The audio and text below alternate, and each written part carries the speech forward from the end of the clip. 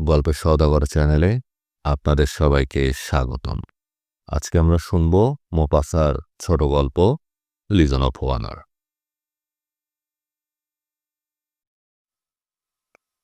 কোনো কোনো মানুষ এমন এক বিশিষ্ট সহজাত বুদ্ধি, পেশাগত বাতিক অথবা আকাঙ্ক্ষা নিয়ে জন্মগ্রহণ করে যে তারা কথা বলা বা চিন্তা করতে শুরু করার সঙ্গে সঙ্গে স্বীকৃতির দাবি জানায়। শৈশব থেকে মসিয়ে কেইলার্ডের মাথায় শুধু একটিমাত্র চিন্তা, সম্মান চিহ্ন দ্বারা সে ভূষিত হতে চায়। যখন সে খুব ছোট ছেলে তখনই সে তার জামায় একটা দস্তার তৈরি লিজন অফ অমরের ক্রস ঝোলাত, যেমন করে অন্য ছেলেরা মাথায় দিত ফৌজি টুপি। সে যখন তার মায়ের হাত ধরে রাস্তা দিয়ে যেত তখন লাল ফিতে বাঁধা ধাতব তারকা শোভিত তার ছোট্ট বুকটি এমনভাবে ফুলিয়ে হাঁটত যাতে সে ভালো করে সবার চোখে পড়ে। লেখাপড়ায় বেশি সাফল্য তার হয়নি, স্নাতক পরীক্ষায় সে ব্যর্থ হয়। তাই আর কোনো কাজ না পেয়ে সে এক সুন্দরী বালিকাকে বিবাহ করল, কারণ তার নিজের অনেক অর্থ ছিল। অন্যান্য অনেক মধ্যবিত্ত লোকের মতো তারা প্যারিতে বসবাস করত। তারা নিজেদের বিশেষ গোষ্ঠীর বাইরে অন্য কোনো লোকের সঙ্গে মিশত না। যে পরিষদ সদস্য হয়তো কোনোদিন মন্ত্রী হয়ে যেতে পারে, তার সঙ্গে পরিচিত হওয়ায় তারা গর্বিত ছিল। তাদের পরিচিত মহলে ছিল 2টি বিভাগীয় প্রধান।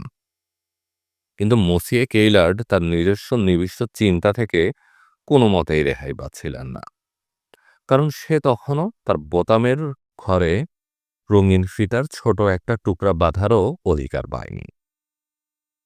উদ্যান বীথিকায় যখনই কোনো সম্মানচিহ্ন লোকের সঙ্গে তার দেখা হতো তখন সে তার দিকে তীর্যক দৃষ্টিতে তাকাত, গভীর এক ঈর্ষার দৃষ্টি নিয়ে। কোনো কোনো সময় বিকালে তার কোনো কাজ থাকত না, তখন লোকদের সে গণনা করত এবং আপন মনে মনে বলতো, মেডেলিন আর রিউস্রোতের মধ্যে কতজনের সঙ্গে আমার দেখা হয় দেখা যাক। তারপর ধীরে ধীরে হাঁটতে হাঁটতে খুব অভ্যস্ত দৃষ্টি নিয়ে ওই লাল ফিতার ক্ষুদ্র অংশের জন্য প্রতিটা কোট সে পরীক্ষা করে। চলতে চলতে পথের শেষ প্রান্তে গেলে সবসময় সে উচ্চকণ্ঠে সংখ্যা বলবে এভাবে, 8জন অফিসার আর 17জন নাইট। এতগুলো! এমনভাবে ক্রসের ছড়াছড়ি করা মূর্খতা। ফিরবার পথে আর কটা দেখতে হয় কে জানে। ধীরে ধীরে সে ফিরে আসে। পথিকের দল যদি তার দেখার বিঘ্ন সৃষ্টি করে সে অসন্তুষ্ট হয়ে যায়। তাদের অধিকাংশকে কোথায় পাওয়া যাবে সেসব জায়গা তার জানা ছিল। প্যালে রয়্যালেই তাদের ভিড় বেশি। রিউদা পাইসের চেয়ে কম দেখা যাবে এভিনিউ দালা অপেরাতে। আবার উদ্যান বীথিকার বাম দিক থেকে ডান দিকেই তাদের যাতায়াত বেশি দেখা যায়। কোনো কোনো ক্যাফে আর থিয়েটারে তাদের বেশি পছন্দ। যখনই সে দেখতে পেত যে কিছু ভদ্রলোক রাস্তার মাঝখানে দাঁড়িয়ে গাড়ি চলাচলে বিঘ্ন সৃষ্টি করছে, তখন সে আপন মনে বলতো, তারা লিজন অফ অনারপ্রাপ্ত অফিসার হবে। তারপর সে মাথায় টুপি তুলে তাদেরকে সম্মান জানাত। প্রায় সে মন্তব্য করত, সাধারণ নাইটদের চেয়ে অফিসারদের ধ্যান ধারণায় আলাদা। তারা বেশি উঁচু করে তাদের মাথাকে তুলে ধরে এবং অধিকতর সরকারি সম্মান ও বহুবিস্তৃত গুরুত্ব উপভোগ করে।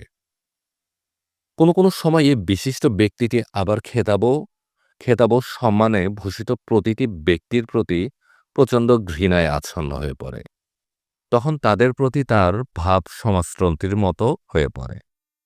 তারপর যখন একজন গরিব ও ক্ষুধার্ত হতভাগ্য ব্যক্তির চমৎকার খাদ্য সামগ্রীর দোকানের সামনে গিয়ে যাবার মতো অনেকগুলো ক্রস পাওয়া লোক দেখে উচ্ছেদিত হয়ে সে ঘরে ফিরত, তখন সে উচ্চকণ্ঠে জিজ্ঞাসা করত, কখন আমরা এই জঘন্য সরকারের হাত থেকে রেহাই পেব?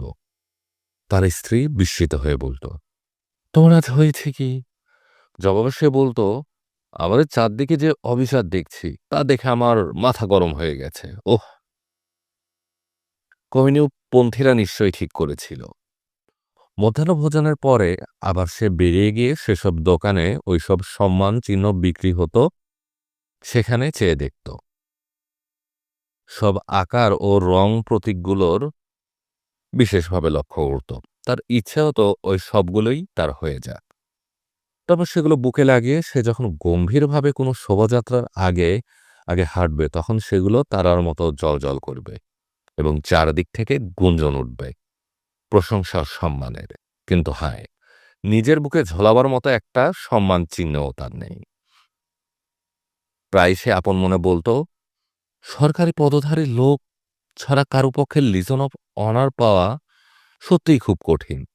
আচ্ছা, আমি যদি একাডেমির কোনো কর্মচারীর কাজ নেই কেমন হয়? কিন্তু তার জন্য কি ব্যবস্থা করতে হবে তা বুঝতে না পেরে ওই ব্যাপারে তার স্ত্রীকে বলে। স্ত্রী শুনে হতভম্ব হয়ে যায়। সে বলে, একাডেমির অফিসার হবে তুমি? তা পাওয়ার জন্য কি যোগ্যতা তোমার আছে? শুনে সে রেগে যায় আর বলে, কি নিয়ে আমি আলাপ করছি তা আমি জানি। আমি শুধু জানতে চাই সেজন্য কাজ শুরু করব কেমন করে করব। তুমি সময় সময় একেবারে বুদ্ধ হয়ে যাও।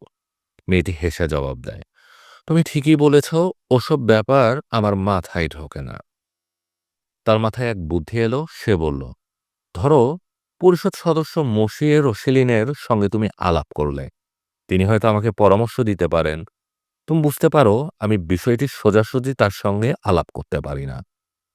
তা খুব কঠিন ও লজ্জাজনক। কিন্তু কথাটা যদি তোমার দিক থেকে ওঠে তা বেশ স্বাভাবিক মনে হবে। সে মাদাম কেইলার্ডকে যেমন বলে মেয়েটি তেমন করে। মসিয়ে রসেলিন কথা দিলেন যে তিনি এই ব্যাপারে মন্ত্রীর সঙ্গে আলাপ করবেন। তারপর থেকে কেইলার্ড তাকে বিরক্ত করতে থাকে। শেষ পর্যন্ত পরিষদ সদস্য তাকে বলে যে একখানা সোজা দরখাস্ত পাঠিয়ে তার মারফত নিজ দাবি উপস্থিত করতে হবে। সে বলল, তার নিজেরই বা কোনো দাবি আছে? সে বিয়ে পর্যন্ত পাশ করেনি। যাই হোক, সে কাজে লেগে গেল এবং একটি ইস্তেহার লেখল। তার শিরোনাম হল শিক্ষাই জনগণের অধিকার। কিন্তু ধারণার অভাবে সে এটা শেষ করতে পারল না। আরও সহজ বিষয় সম্পর্কে সে ভাবে এবং একই সঙ্গে কয়েকটা নিবন্ধ রচনা করতে শুরু করে। প্রথমটির নাম হল চোখের সাহায্যে শিশুদের শিক্ষাদান। তার ইচ্ছা প্যারির প্রতি গরিব এলাকায় ছোট ছোট ছেলে মেয়েদের জন্য বিনামূল্যে দেখাবার রঙ্গমঞ্চ প্রতিষ্ঠিত করা হোক। সেখানে ম্যাজিক লণ্ঠনের সাহায্যে মানবজ্ঞান সম্পর্কে সমস্ত ধারণার শিক্ষা গ্রহণ করার জন্য পিতামাতাদের নিজ নিজ শিশুদের নিয়ে যেতে হবে। সেজন্য রীতিমতো শিক্ষাদান করতে হবে। ওই দৃশ্য শিক্ষিত করবে মনকে এবং ছবিগুলি মগজে গেঁথে থাকবে। বলতে গেলে ওইভাবে বিজ্ঞানকে দর্শনযোগ্য করা চলবে। বিশ্ব ইতিহাস, প্রাকৃতিক ইতিহাস, ভূগোল, উদ্ভিদবিদ্যা, প্রাণীবিদ্যা, শরীরবিদ্যা ইত্যাদি শিক্ষা দেওয়ার তার চেয়ে সহজ উপায় আর কি হতে পারে? তার ধারণাগুলি যে সে পুস্তিকে আকারে ছাপার এবং প্রত্যেক পরিষদ সদস্যের কাছে একটি করে সংখ্যা পাঠায়। আরও পাঠায় প্রতিমন্ত্রীকে 10খানা, প্রজাতন্ত্রের প্রেসিডেন্টের কাছে 50খানা, প্রত্যেক প্যারিবাসীর জন্য 10খানা এবং প্রতিটি প্রাদেশিক সংবাদপত্রের জন্য 5খানা। তারপর সে লিখল ভ্রাম্যমাণ পাঠাগার সম্পর্কে। তার ধারণা হলো যেমন করে রাস্তায় ঠেলাগাড়িতে করে কমলা ফেরি করা হয়, তেমনিভাবে বই ভর্তি গাড়ি রাস্তায় রাস্তায় ঘুরবে। প্রতি গৃহস্বামী অথবা ভাড়াটিয়া আধপেনি মাসিক চাঁদা দিয়ে 10খানা করে বই মাসে মাসে নিতে পারবে। মসিয়ে কেইলার্ড বলল, লোক কেবল আনন্দ লাভের জন্যই গোলমাল করে। তারা নিজেরা যখন জ্ঞান আহরণ করবে না তখন শিক্ষা নিজে থেকে তাদের কাছে হাজির হয়ে যাবে ইত্যাদি ইত্যাদি। তার প্রবন্ধ কারো দৃষ্টি আকর্ষণ করে না, তবু তার দরখাস্ত সে পাঠাতে থাকে এবং সচরাচর যেমন মামুলি সরকারি জবাব আসে তেমন তার কাছেও আসে। সেভাবে সাফল্যতা নিশ্চিত, কিন্তু কিছুতেই কিছু হয় না। তারপর সে স্থির করল ব্যক্তিগতভাবে সে তার আবেদন নিয়ে দেখা করবে। সে জনশিক্ষা বিভাগের মন্ত্রীর সঙ্গে সাক্ষাৎ প্রার্থী হল। এক তরুণ অধ্যস্তন কর্মচারী তার সঙ্গে দেখা করল। ইতিমধ্যে সে নিজেকে গম্ভীর ও বিশিষ্ট দেখাবার জন্য বার্তাবহ পরিচালক ও অন্যান্য যারা কাজ করে তাদের ডাকার জন্য বিদ্যুৎ ঘণ্টির চাবি কেবল বিদ্যুৎ ঘণ্টির চাবি কেবল বাজাতে থাকে। সে মসিয়ে কেডলারকে জানালো যে তার ব্যাপারে বেশ সুবিধাজনক অগ্রগতি হচ্ছে এবং তার বৈশিষ্ট্যপূর্ণ প্রচেষ্টা সে যেন চালাতে থাকে। তাই মুসিয়ে আবার ওই কাজ করতে থাকে। মনে হলো পরিষদ সদস্য মুসিয়ে রোজলিন এবং তার সাফল্যের জন্য বিশেষ লক্ষ্য রাখছেন। তিনি তাকে অনেক চমৎকার ও বাস্তব পরামর্শ দিলেন। রোজলিনকে সম্মানচিহ্ন দেওয়া হয়েছে, কিন্তু এমন বৈশিষ্ট্য অর্জন করার জন্য ঠিক সে কি করেছে তা কেউ জানত না। কোনো নতুন বিষয় নিয়ে তাকে চিন্তা করতে হবে তা তিনি বলেন। যেসব প্রতিষ্ঠান বিজ্ঞানের খুব আখ্যাত বিষয় নিয়ে আলোচনা করত, ওইগুলোর সঙ্গে তিনি তার পরিচয় করিয়ে দিলেন। তার আশা সে তার মারফতেই সুনাম ও সম্মান অর্জন করতে পারবে। কিন্তু এমনকি তাকে তার মন্ত্রী দফতরের সঙ্গে যুক্ত করে দিলে। একদিন যখন তিনি তার বন্ধুর সঙ্গে মধ্যাহ্ন ভোজে এসেছেন, গত কয়েক মাস ধরে রীতিমতো তিনি এখানেই খাচ্ছেন, তখন কর্মোদ্যানের পরে তাকে চুপি চুপি বললেন, একমাত্র আপনার জন্য খুব ভালো এক কাজ জোগাড় করে এলাম। ঐতিহাসিক গবেষণা কমিটি আপনার উপর এক বিশেষ দায়িত্ব দিবে। ফ্রান্সের বিভিন্ন পাঠাগারে গিয়ে কিছু তথ্য সংগ্রহ করতে হবে। কেইলার্ড এত খুশি হলো যে পানভোজন সে বিশেষ কিছুই করতে পারে না।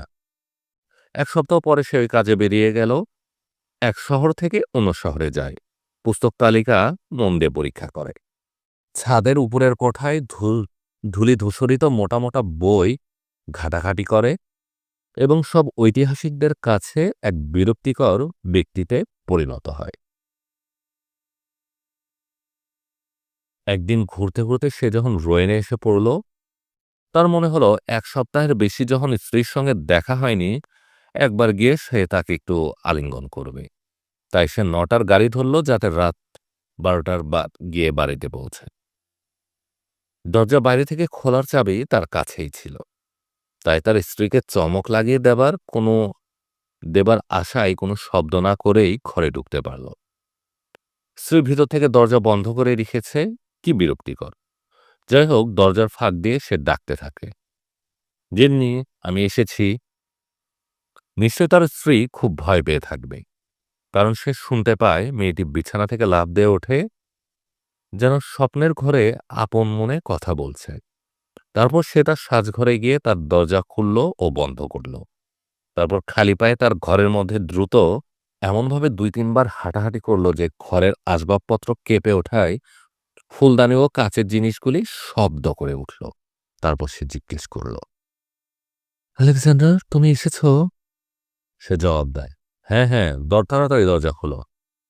দরজা খোলার সঙ্গে সঙ্গে মেয়েটি তার বুকে ঝাঁপিয়ে পড়ে বলতে থাকে, ওহ, কেমন ভয় পেয়ে গেছি, কেমন অবাক কাণ্ড, কি যে খুশি হয়েছি। সবকিছু বেশ শৃঙ্খলাবদ্ধভাবে আগে যেমন সে করত সেভাবে সে পোশাক খুলতে থাকে। সে তার ওভারকোট ঝুলিয়ে রাখত হল ঘরে, কিন্তু সে একখানা চেয়ার থেকে তার ওভারকোটটি হাতে তুলে নিয়েই সে হঠাৎ বিস্ময়ে হতবাক হয়ে গেল। এইটির বোতামের ঘরে একটা লাল ফিতে বাঁধা। সে থতমত খেয়ে বলতে থাকে, কেন, এই ওভারকোটটির সঙ্গে গোলাপ ফিতা বাঁধা কেন?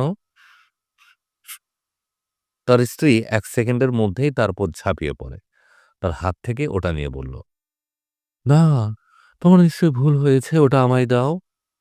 কিন্তু সে এক হাতে তখন সে ধরে রাখে। হাত থেকে সেটি না ফেলে প্রায় হতবুদ্ধির মতো সে আবার বলল, ও, কেন, আমায় খুলে বলো, এটা কার ওভারকোট?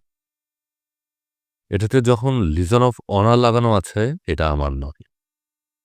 মেয়েটি ভয় পেয়ে তার হাত থেকে ওটা নিয়ে ফেলার চেষ্টা করল। তারপর বহু কষ্টে সে বলল, দেখো দেখো, ওটা আমায় দাও, তোমায় তা বলতে পারবো না, এটা এক গোপন ব্যাপার, আমার কথা শোনো। কিন্তু সে রেগে যায়। মুখ তার স্নান হয়ে গেলে সে বলল, আমি জানতে চাই কেমন করে এই ওভারকোটটি এখানে এলো, এটা আমার নয়। তখন মেয়েটি একরকম চিৎকার করেই বলে, হ্যাঁ, এটা তোমার। আমার কথা শোনো, শপথ করো কাউকে বলবে না, বুঝেছ, তুমি খেতাব পেয়েছ। মেয়েটির ইচ্ছা ছিল না তাকে নিয়ে কোনো ছলনা করুক। সে এত অভিভূত হয়ে পড়ল যে ওভারকোটটি তার হাত থেকে পড়ে গেল। সে আরামকে দাঁড়ায় গা এলিয়ে দিল।